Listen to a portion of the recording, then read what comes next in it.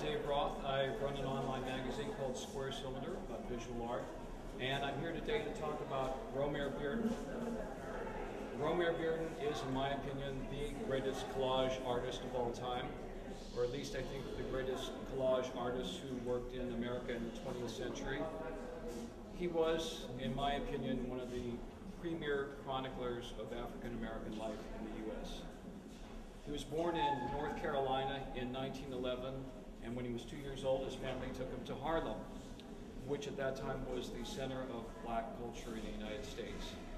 His mother was an intellectual, as was his father, and he grew up middle class. And his mother was a newspaper editor, and so his house became a kind of salon for all of the Harlem intellectuals at the time. So he had access to a lot of things. Regular household guests were people like Duke Ellington, Cab Calloway. All of the writers of the Harlem Renaissance were in his living room. So one of the things that attracted me to Romare Beardon, which you're not seeing here in this picture, he did a lot about music. And when you look at his pictures, you hear music. For him, no, it's actually translated to color. He didn't really talk too much about the idea of synesthesia, where senses become confused, where you can smell colors, colors have a sound. But when you look at his paintings, when I look at his paintings, I can really hear music. And he painted a lot of pictures that I think are really very sort of autobiographical about the people who were around him.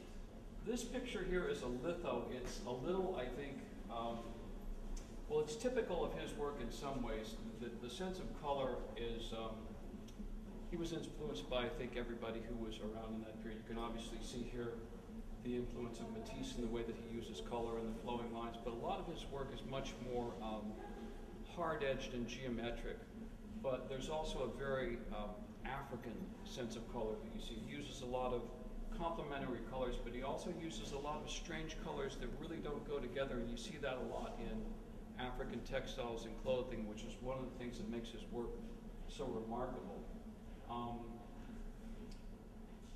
As I said, this is not a collage, this is a litho, but if you see his collages, one of the things that you note is that he was a real omnivore when it came to materials. There was almost nothing that he wouldn't put into a collage. He would use newspapers, magazines, wrappers, product catalogs, cloth.